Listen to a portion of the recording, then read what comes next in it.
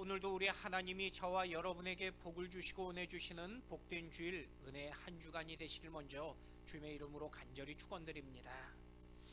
2025년 넷플릭스를 통해 공개된 크리스 스미스 감독의 Don't Die, 죽지 않아라는 다큐멘터리 영화가 주목받은 적이 있습니다. 이 영화는 영원히 살고자 하는 브라이언 존슨이라는 이 극단적 생명 연장 프로젝트를 다루었던 영화였습니다. 현재 46살의 미국 재벌 사업가인 이 브라이언 존슨은요, 매년 30억 원을 들여서 자신이 늙지 않고 영원히 살기 위해서 자신에게 투자하고 그리고 노력한다고 합니다. 하루에 100여 가지의 영양제를 먹고요, 다양한 레이저로 피부 시술을 받고 있습니다. 몇 년 전에는 10대의 자신의 아들의 피를 뽑아가지고 자신이 그 피를 수혈받아서 젊어지려고 했던 그런 논란의 일도 하기도 했었습니다. 이런 세간의 논란 속에서도 여전히 브라이언 존슨은요, 늙지 않고 영원히 살기 위해서 모든 세상의 방법을 사용하며 노력한다는 그러한 이야기를 보았습니다. 2000년 전에 중국을 처음 통일했던 진시황제도요, 영원히 살고 싶은 욕망이 있었습니다. 자신이 가진 재산과 군사력을 다 동원해서 죽음의 문제를 해결하기 위해서 당시에 5,000명이 넘는 아이들을 전 세계에 보냈습니다. 당시 우리나라 제주도까지 이 불로초를 구하려고 왔던 역사적인 기록이 지금까지 남아있는 걸 보게 됩니다. 그런데 영원히 살아보려고 발버둥 쳤던 진시황제는요, 정작 50살도 살지 못하고 그는 죽었던 걸 보게 됩니다. 그래서 사람들은 세상에서 절대로 부도나지 않는 두 가지가 있다고 말합니다. 하나는 사람이 늙는 것이고요, 또 하나는 사람이 죽는 것이라고 말합니다. 사람들은 누구나 오래 건강하게 살고 싶어 합니다. 만약 80세 이상 되신 어르신들께 이미 충분히 사셨으니까 살 만큼 사셨다라고 그렇게 말씀드리면은 아마 마음에 크게 서운해하실 것입니다. 누구도 한 번 사는 이 땅의 인생을 빨리 죽기 바라는 사람은요, 사실은 그 마음에 정직하게 없기 때문입니다. 아무리 입버릇처럼 나는 짧고 굵게 살다가 죽겠다고 말씀하신 분들도 당신은 앞으로 시한부 인생입니다 라고 그렇게 말씀을 들으면은 정말 내가 드디어 꿈이 이루어졌구나 라고 즐거워할 분은 아무도 없다라는 것입니다. 이처럼 누구도 즐거워하지 않는 것이 바로 죽음의 문제입니다. 모든 사람을 불행하게 만드는 근본이 바로 죽음에 있기 때문입니다. 그래서 사람들은요, 누구나 영원한 생명인 영생에 관심을 갖게 됩니다. 하지만 세상에서 아무리 연구하고 답을 찾아도 영생의 답은 절대로 찾을 수가 없는 것입니다. 왜냐하면 생명의 근원 대신 하나님만이 그 답을 가르쳐 주시며 또 그 답을 해결해 주시기 때문입니다. 저는 말씀을 시작하면서 생명의 근원 되신 우리 하나님 앞에 영생을 얻고 여러분의 마음의 모든 근심과 해답을 얻는 복된 은혜의 이 시간이 되길 축원드립니다. 오늘 본문에 한 청년이 등장합니다. 성경은 그를 부자이며 관원이라고 말씀합니다. 세상의 모든 것을 갖춘 성공한 인생처럼 보였습니다. 청년이 예수님께 묻습니다. 어떻게 하면 영생을 얻을 수 있을지를 묻는 것입니다. 우리도 내가 생각할 때 이 땅에서 성공한 것 같은 삶을 살 수 있습니다.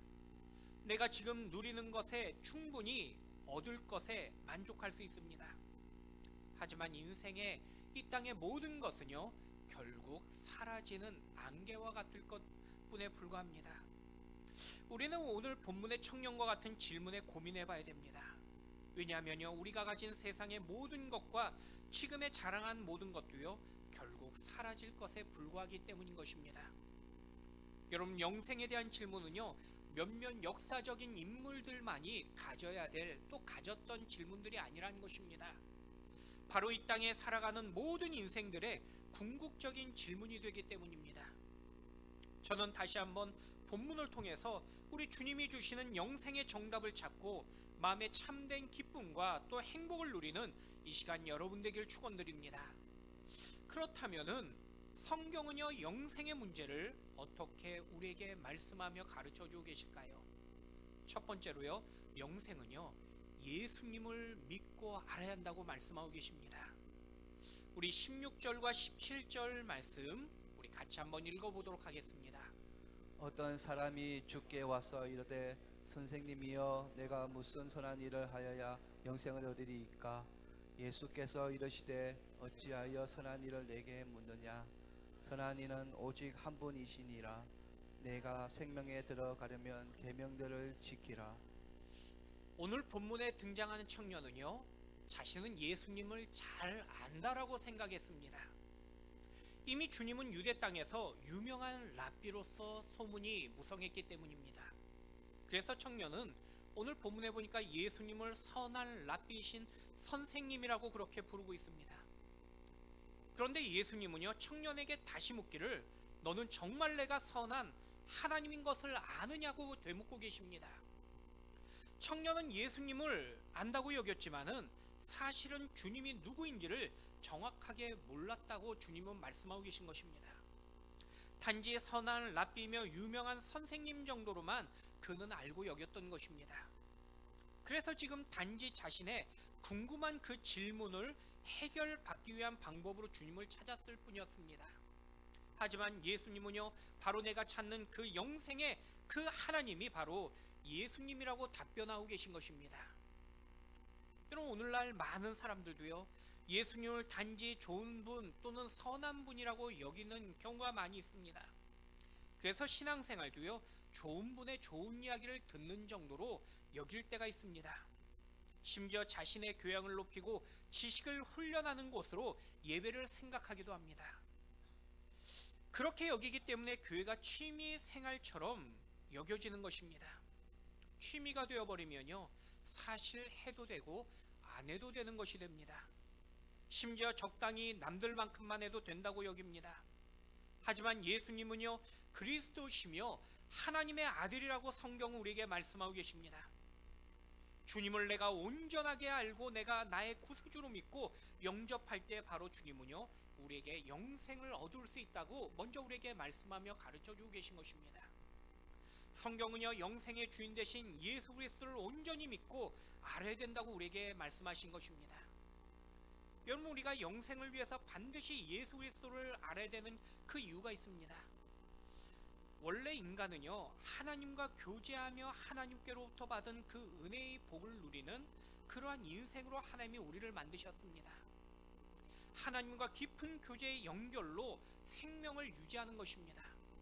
하지만 인간은요, 하나님을 배반하고 하나님을 떠났습니다. 죄로 인하여 하나님과 멀어지게 된 것입니다. 그래서 우리가 하나님을 안다고 말할 때 첫 번째는요, 모든 사람이 죄를 범하여 하나님을 정직하게 알 수도 없는 것이고요, 그리고 은혜를 내 힘으로 구하며 찾을 수도 없다는 사실을 우리가 먼저 알아야 된다는 것입니다. 하나님 없이 그 인생은요, 외롭고 고독해질 수밖에 없다는 사실을 깨닫는 것이 바로 주님을 참되게 알아가는 첫 번째 단계라고 성경은 말씀하고 있는 것입니다. 먼저 나와 하나님과의 관계를 통한 그 상태를 깨달아야 된다는 것입니다. 여러분, 기독교의 진정한 고백은요, 나에게 참된 소망이 없다는 것을 먼저 고백할 수 있어야 되는 것입니다. 내 스스로에게, 내 자신에게는 어떤 소망도 없다는 것을 깨닫게 된다면 그 다음 단계로 나는 죄인이며 하나님의 영광을 드러낼 수 없다는 것을 알게 된다는 것입니다. 내가 죄인이라는 사실을 알면요, 결국 죽음으로 결론 날 수밖에 없다는 것을 우리는 알게 되는 것입니다. 여러분, 사람이 죽음을 앞두고 오늘을 살아가는 사람은요, 누구도 희망이 없는 인생들입니다. 주변의 시한부 인생 판정받고 살아가는 사람들 보면은 마음의 기쁨을 잃어버린 걸 보게 됩니다. 당장 죽어간 사람은요, 아무리 맛있는 것을 먹어도요, 맛있는 걸 느끼지 못합니다. 이미 죽음의 공포에 둘러싸여 있기 때문입니다. 마찬가지로 지금 눈앞에 인생의 기쁨이 있다고 말할지라도 세상의 그 기쁨은 일시적이며 영원한 기쁨이 될 수 없다고 말씀하십니다. 그래서 하나님 없는 인생은요, 소망 없는 인생이라고 성경은 우리에게 말씀하신 것입니다. 영원한 형벌을 면해보려고 선행을 시도하기도 합니다. 하지만 자신의 운명을 바꿀 수 없는 인생이 바로 우리 인간의 운명이라는 것입니다. 그런데 진짜 문제는요, 단지 육신의 죽음으로 끝난 것이 아니라 죽음 이후에 영원한 심판이 있다라고 성경은 말씀하고 계십니다. 그리고 그 심판이 바로 영원한 형벌인 지옥이라고 성경은 기록하고 계십니다. 인간은요, 누구도 그 문제를 피해갈 수 없고 심판의 운명을 바꿀 수도 없는 것입니다. 그 절망적인 현실을 죽음이 가까워질수록 우리는 정직하게 깨닫게 되는 것입니다. 성경은 이것이 바로 정확하게 알아야 될 인간의 본질적인 우리의 솔직한 모습이라고 성경이 우리에게 가르쳐 주십니다. 하지만 여기서 끝나지 않고요, 하나님은 우리에게 은혜를 베풀어 주십니다. 우리를 위하여 하나님의 아들 독생자 예수 그리스도를 이 땅에 보내주셨기 때문입니다. 하나님은 영원한 형벌을 받아야 될 나를 위하여 예수님을 이 땅에 보내셨습니다. 그리고 예수님께서 십자가에서 죽으셨고요, 나를 구원하셨다고 말씀하십니다. 그래서 예수님의 그 오심과 죽으심, 그리고 부활하심과 다시 오심은 모두 나와 연관된 사실을 우리는 고백할 수 있어야 되는 것입니다. 이것을 우리는요, 믿고 확신할 수 있어야 됩니다. 오직 예수 그리스도만이 내 인생을 바꾸며 내 운명을 바꾸는 분이라는 그 사실을 믿고 우리는 받아들일 수 있어야 됩니다. 여러분, 예수님을 나의 구세주와 주님으로 영접하면요, 이제는 심판이 없다고 말씀하고 계십니다. 그것이 바로 영생이라고 성경 우리에게 말씀하신 것입니다. 하나님은 오직 예수 그리스도를 믿는 자에게 영원한 생명을 선물로 주시겠다고 말씀하십니다. 그래서 우리는 절망할 수밖에 없는 우리의 인생들이지만은 예수 그리스도로 인하여 우리에게 소망이 있고 우리에게 생명이 있는 것입니다. 여러분, 예수님은요, 단순하게 좋은 지도자나 막연하게 선한 분이라고 우리에게 말씀하고 계시지 아니하십니다. 내가 천국 백성 되기를 원한다면요, 제일 먼저 길과 진리며 생명 되신 우리 주님을 우리는 믿고 고백할 수 있어야 됩니다. 마치 베드로가 주는 그리스도시요 살아계신 하나님의 아들이라고 그렇게 고백했던 그 고백이 바로 저와 여러분의 그 믿음의 고백이 되어야 하는 것입니다. 여러분, 그 믿음의 고백이 바로 영생의 관문이 된다라고 우리에게 말씀하고 계십니다. 여러분, 성경은요, 세상의 어떤 방법이나 비결로서 우리가 영생을 얻을 수 있는 그 방법이나 비결이 있다라고 우리에게 말씀하신 적이 없습니다. 오직 예수 그리스도만이 우리에게 영생의 문이 되어 주시며 그리고 길이며 진리며 생명이라고 우리에게 말씀하고 계신 것입니다. 우리의 어떤 상황과 환경 속에서도 먼저 예수 그리스도만이 나의 구주가 되어 주시며 나의 생명이 되어 주심을 여러분 믿음으로 고백하며 확신할 수 있는 저와 여러분 되시기를 우리 주님의 이름으로 간절히 축원드립니다. 두 번째로 영생은요, 또한 하나님의 선물이라고 말씀하고 계십니다. 부자 청년이 주님 앞에 찾아와서 했던 첫 번째 질문은요, 내가 무슨 선한 일을 하여야 영생을 얻겠습니까? 라는 질문이었습니다. 그런데 청년의 질문에 중요한 단어가 있습니다. 바로 선한 이라는 이 문장입니다. 내가 세상에서 어떤 착한 일을 해야지 영생을 얻을 수 있겠냐는 그 질문을 주님 앞에 하고 있는 것입니다. 하지만 이 질문은요, 잘못된 질문이었습니다. 왜냐하면요, 영생은요, 내가 무엇을 행함으로 얻을 수 있는 일이 아니기 때문입니다. 이미 앞서 첫 번째 전제의 말씀을 드렸지만은 모든 인간은 죄인이기 때문에 우리가 선행을 말함으로써 우리가 의로운 인생이 될 수 있는 사람은 아무도 없다는 것입니다. 하지만 이 생각을 오늘날 많은 사람들은요, 내가 행함으로 구원을 얻을 수 있다고 그렇게 여기며 생각하는 걸 보게 됩니다. 아니, 구원까지는 아닐지라도요, 내가 어느 정도 공로가 있어야지 천국에 갈 수 있다고 그렇게 생각을 합니다. 하지만 예수님은요, 부자 청년의 그 마음을 이미 아시고 17절 말씀해 보시면요, 그에게 계명들을 지키라 라고 먼저 말씀하십니다. 청년은 20절 말씀해 보니까요, 스스로 모든 계명을 나는 잘 지켰다라고 그렇게 대답을 합니다. 하지만 주님은요, 마지막에 너의 재물을 가난한 자에게 나눠주고 주님을 따르라고 말씀하십니다. 그때 청년은 고민하며 돌아서 버립니다. 사실 19절 말씀에 내 이웃을 내 자신과 같이 사랑하라 라는 이 말씀을 청년은요 지키지 못했던 것입니다. 이를 이미 아셨던 주님은 청년이 모든 계명을 지켰단 말이 거짓말이라는 것을 스스로에게 가르쳐 주셨던 것입니다. 여러분, 사람은요 누구나 자신이 잘한 것만 부각하지 못한 것은 기억하지 못합니다. 나는 스스로 선하다고 자만하지만은 사실 하나님 앞에 누구도 율법을 또 하나님 말씀을 완벽하게 지킬 수 있는 사람은요 온전하게 아무도 없다라는 것입니다. 우리가 죄인이기 때문입니다. 그럼에도 사람들은요 다른 사람보다 조금만 착하게 살면요 내가 충분히 구원 얻을 수 있다라고 여깁니다. 내가 잘한 것을 심지어 자랑하기도 합니다. 아니, 우리 교인들도요 기도 많이 하면요 이미 그것이 선이라고 여길 때가 있습니다. 그래서 기도를 나보다 적게 하는 사람을 비난하기도 합니다. 아니, 내가 봉사를 많이 하는 사람들은요 나보다 봉사를 적게 하는 사람을 향해 비난합니다. 내가 볼 때 그 봉사가 나에게 선이 되기 때문입니다. 하지만 그것이요 우리의 기준에 불과한 것입니다. 하나님의 기준으로 보면은 모두가 불완전할 뿐이란 것입니다. 우리 기준이 아니라 하나님의 그 기준에서 모든 사람이 온전하며 선하지 못하기 때문인 것입니다. 주님은요 불완전한 우리에게 그냥 생명을 선물로 주셨다라고 우리에게 말씀하고 계십니다. 그것을 성경은요 은혜라고 말씀합니다. 우리 에베소서 2장 8절과 9절 말씀 우리 같이 한번 읽어보도록 하겠습니다. 너희는 그 은혜에 의하여 믿음으로 말미암아 구원을 받았으니 이것은 너희에게서 난 것이 아니요 하나님의 선물이라. 행위에서 난 것이 아니니 이는 누구든지 자랑하지 못하게 함이라. 여러분, 누구나 선물은요 그냥 받습니다. 무엇을 했기 때문에 그 대가로 받는 것이 아니라는 것입니다. 만약에 내가 무엇인가 대가를 바라고 주고 받는 것을 우리는 선물이라고 말하지 않고 그것은 뇌물이라고 말합니다. 이처럼 하나님은요 우리에게 영생을 선물로 주셨다고 말씀하십니다. 성경은 그걸 은혜라고 말씀합니다. 내 행위가 결코 내 구원에 영향을 줄 수 없는 것입니다. 우리의 행위는요 단지 주님의 은혜에 감사하는 삶이며 마땅한 구원받은 자의 모습일 뿐이라는 것입니다.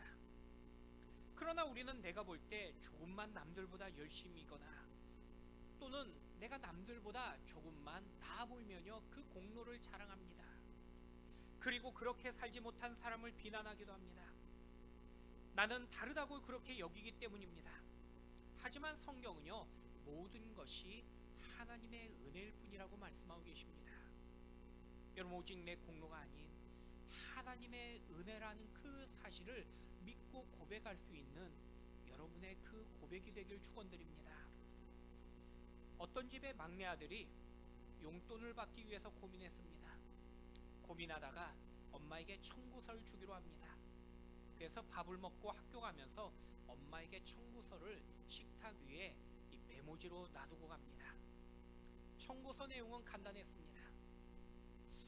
이번 주 내 방 청소한 값 2,000원, 엄마 심부름으로 어제 가게 다녀온 값 1,000원, 엄마가 시장 간 사이에 동생 돌봐준 값 3,000원, 어젯밤 쓰레기를 밖에 내다 버린 값 1,000원, 아빠 구두 4켤레 닦은 값 4,000원, 마당 청소하고 빗자루질 한 값 2,000원, 도합 13,000원을 청구함.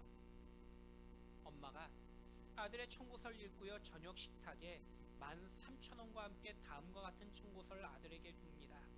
제목은 엄마의 청구서입니다. 너를 뱃속에서 10달 동안 데리고 다닌 값 무료, 너를 낳아 지금까지 씻겨주고 돌보아준 값 무료, 아플 때 밤새워 간호하고 기도한 값 무료, 널 업어주고 달래주고 안아준 값 무료, 널 키우며 여러 해 동안 힘들어하고 눈물 흘린 값 무료, 예전이나 지금이나 앞으로 변함없이 널 키워주고 사랑해 줄 값 무료. 여러분, 우리가 얻은 영생은요 결코 내 공로가 내 삶의 결과가 아니라는 것입니다. 내가 무엇을 했기 때문에 누리는 그 열매가 아닌 것입니다. 우리가 조금이라도 내 공로로 여긴다면요, 우리는 나도 모르게 자만과 다른 사람을 향한 비난의 삶을 살게 될 것입니다. 나는 이만큼 했는데 너는 왜 그렇게 살지 못하냐라고 그렇게 우리는 말하게 될 것입니다. 그 이유는 모든 나의 의와 공로로 여기기 때문인 것입니다. 하지만 모든 것은 하나님의 은혜라고 말씀하고 계십니다. 여러분, 내가 오늘 살아가는 것도 은혜이고요, 나를 이 자리로 불러주신 것도 하나님의 은혜일 뿐입니다. 만약 하나님께서 내 작은 신경줄 하나만 아침에 여러분을 건드렸을지라도요, 그럼 우리는요 일어나지조차도 못할 것입니다. 내가 이만큼 할 수 있었던 것은 내 능력이나 내 치략이 아니라 오늘도 기회 주시고 힘 주신 하나님의 은혜일 뿐이라는 것입니다. 여러분, 우리는요 그 은혜를 믿고 기억해야 되는 것입니다. 여러분, 내가 은혜를 고백한다면은 마음에 기쁨이 일어나고요, 감사가 일어날 수밖에 없습니다. 더불어 내가 은혜를 고백한다면 더욱 겸손할 수밖에 없는 것입니다. 내가 은혜를 고백한다면은 다른 사람을 향해서 함부로 말하거나 비난할 수조차도 없을 것입니다. 내가 은혜를 고백한다면은 내 입술에 불평과 원망이 아니라 나를 주님의 자녀로 삼아주신 그 은혜에 감사하며 기뻐할 수밖에 없을 것입니다. 오직 주님의 그 은혜, 그 사랑을 기억하시며 오늘도 다시 은혜의 능력으로 승리하시는 여러분의 귀한 모습이 되시기를 우리 주님의 이름으로 간절히 축원드립니다. 마지막 세 번째로, 영생은요 주님이 우선됨을 말씀하고 계십니다. 우리 21절과 22절 말씀 같이 한번 읽어보겠습니다. 예수께서 이르시되 내가 온전하고자 할 텐데 가서 내 소유를 팔아 가난한 자들에게 주라. 그리하면 하늘에서 보화가 내게 있으리라. 그리고 와서 나를 따르라 하시니 그 청년이 재물이 많으므로 이 말씀을 듣고 근심하며 가니라. 본문에서 주님께 찾아온 이 청년은요 당시 유대 관원입니다. 오늘날 고위공무원이란 것입니다. 젊은 나이에 출세했고요, 성공했던 인물이었습니다. 더욱이요 부자이기까지 했습니다. 당시 부는요 상속받는 것이었습니다. 청년의 집안이 부자라는 의미입니다. 부자 집안에서 태어났기 때문에 부자가 된 것입니다. 젊었기에 앞날이 창창하기도 했습니다. 지금 청년이 볼 때에 부러울 것 없고 부족함이 없어 보입니다. 하지만 주님은 그 청년에게 한 가지 부족한 것이 있다라고 말씀하고 계십니다. 물론 예수님의 말씀이 지금 청년이 다른 계명을 다 지켰기 때문에 한 가지만 부족하다는 의미는 아닌 것입니다. 지금 특별히 부족함이 아니라 근본적으로 잘못된 한 가지가 있다라고 청년을 향해 주님이 가르쳐 주시며 말씀하신 것입니다. 그런데 그 청년의 가장 잘못된 부분이 바로 재물에 대한 집착이라는 것입니다. 청년은요 세상에 무엇보다 물질을 더 사랑했기 때문입니다. 물질에 대한 집착이 하나님 말씀을 순종하지 못하도록 만드는 걸림돌이 된 것입니다. 그래서 주님은 청년에게 자신의 재산을 가난한 사람에게 나눠주라라고 말씀하셨습니다. 그랬더니 청년은요 근심하며 주님을 떠났다라고 말씀하고 계십니다. 여러분, 부자 청년이 천국에 가지 못했던 이유는요 부자였기 때문이 아니라는 것입니다. 재물에 대한 집착 때문이라고 성경은 말씀하고 계신 것입니다. 아니, 정확하게 주님보다도 물질을 더 사랑했기 때문이라고 성경은 말씀하고 계십니다. 바로 물질 숭배, 물질 우선주의에 빠졌던 것입니다. 그래서 주님은요 청년에게 물질의 무거운 짐을 내려놓고 주님만을 신뢰하라고 그렇게 가르쳐 주셨습니다. 하지만 청년은 오히려 주님의 말씀 때문에 근심하며 주님을 떠났던 것입니다. 지금 청년은요 예수님을 알고 예수님을 선한 선생님이라는 사실을 그는 고백했지만은, 하지만 주님보다 가진 돈이나 명예를 더 귀하게 여겼기 때문에 그것을 결코 내려놓을 수 없었던 것입니다. 그래서 주님의 말씀에 그는 근심하며 돌아간 것입니다. 결국 예수님보다 세상의 것을 더 귀하게 여겼던 것입니다. 반면에 요한복음 4장의 사마리아 여인은요, 예수님을 만나고 우선순위가 변합니다. 사마리아 여인에게 원래 남자가 6명이나 있었습니다. 남들이 볼 때 비난하고 충이 되었지만은 여인은 그만큼 세상에서 행복할 수만 있다면은 수단과 방법을 가리지 않는 그런 여인이었던 것입니다. 오직 자신의 인생의 기쁨만이 우선순위였던 여인이었습니다. 하지만 예수님을 만나고요, 구원을 받게 됩니다. 그러자 자신의 과거를 바라보는 관점이 달라지고요, 삶의 모습이 달라집니다. 현재를 대하는 태도가 변한 것입니다. 지금까지 사람들을 피해서 가장 뜨거운 낮에 우물가에 와서 물을 길렀던 여인이었지만은 예수님을 만나니까요, 이제는 마을 사람들에게 달려가서 예수님을 전하고 만나는 모습으로 변화된 것입니다. 여러분, 이처럼 예수님을 만나면요, 우리의 모습과 자세가 변하더라는 것입니다. 나의 우선순위가 변하고 내 인생의 가치관이 변한 것입니다. 오늘 주님은요, 우리에게 정직하게 묻고 계신 것입니다.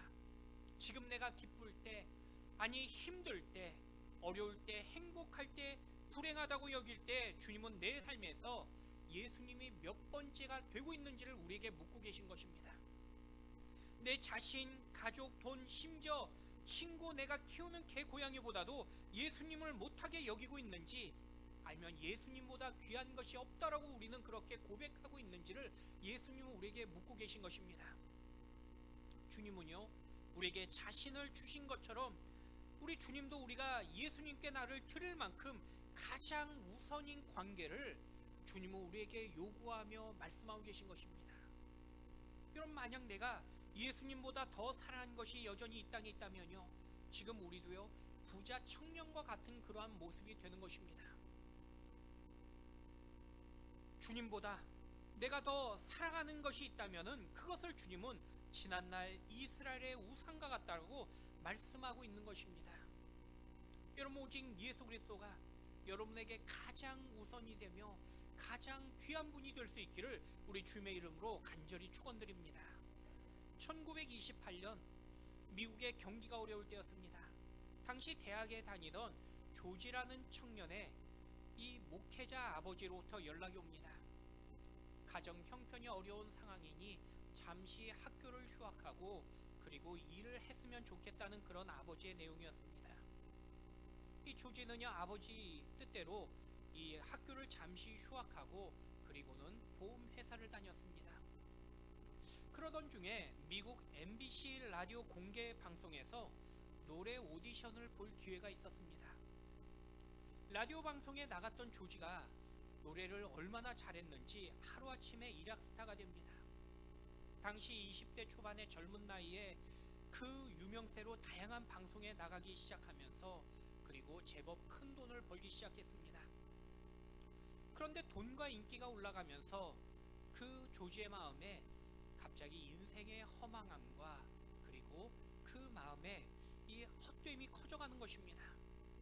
그러던 어느 날 시카고의 한 방송국에서 조지에게 전속 계약을 제안하면서 더 많은 큰 돈과 출연을 약속하는 것이었습니다. 이때 조지는요, 즉각 대답하지 않고 부모님과 논의를 한 후에 결정하기로 했습니다. 그의 마음에 갑작스런 큰 돈과 명예의 제안으로 그의 마음에 혼란과 혼돈이 그리고 흔들림이 찾아왔습니다. 그래서 고향집으로 돌아가서 잠시 부모님과 상의하고 그리고 많은 시간을 보냈습니다. 그리고 식탁에 앉았는데 어느 날 어머니가 지은 시를 읽게 됩니다. 어머니의 시에 이런 글이었습니다. 주 예수보다 더 귀한 것은 없네. 이 세상 부귀와 바꿀 수 없네. 영죽은 내 대신 돌아가신 그 놀라운 사랑 잊지 못해. 세상 즐거움 다 버리고 세상 자랑 다 버렸네. 주 예수보다 더 귀한 것은 없네. 예수밖에는 없네. 그 다음날 주일 아침에 찬양대에서 찬양을 준비하다가 순간 자신도 모르게 피아노와 함께 즉흥적으로 어머니의 시에 맞춰 찬송을 부르게 되었습니다. 바로 어머니 로 밀러 여사가 작사하고 아들 조지 베버리 쉬가 작곡한 찬송가 94장 주 예수보다 더 귀한 것은 없네란 찬송입니다. 그날 조지는 깨달았습니다. 예수 그리스도를 가장 우선하며 살아야 한다는 것을 깨달은 것입니다. 그리고 조지는요, 그 방송국의 제의를 거절하고 주의 종으로 노래하는 전도자의 길을 걸었습니다. 여러분, 은혜를 알고요, 주님을 아는 사람은요, 내 삶의 가치관이 달라지더라는 것입니다. 예수님이 가장 나의 귀한 분이 되기 때문입니다. 여러분, 내 삶에서 예수님이 가장 최고의 우선순위가 될 수 있는 여러분의 삶이 될 수 있길 축원드립니다. 말씀을 맺겠습니다. 여러분, 성도는요, 이 세상의 삶이 전부가 아닌 인생들입니다. 만약 세상이 전부라고 여긴다면은 세상에서 가장 불행한 인생이 바로 우리 신자 믿는 자들이라고 그렇게 바울은 우리에게 이야기할 정도였습니다. 성도에게는 부활이 있고 영원한 천국이 있기 때문입니다. 여러분, 세상이 전부가 아닌 저 영원한 천국을 믿고 살아간다면은 우리는 이 세상이 단지 지나가는 여정에 불과할 뿐일 것입니다. 그러면 잠시 찾아오는 기쁨과 슬픔에도요, 결코 흔들리지 않게 될 것입니다. 그 이유는 우리는 순례자로서 저 영원한 천국을 바라보며 오늘도 저 영원한 하늘을 향해 달려가는 인생들이기 때문입니다. 여러분, 내 삶의 영원한 천국을 소망으로 바라보시며 오늘도 주님을 향한 나의 구주로 믿고 모든 것이 은혜라는 그 고백으로 하나님을 가장 기쁘게 하는 삶을 살아가는 오늘 저와 여러분이 될 수 있기를 우리 주님의 이름으로 간절히 축원드립니다.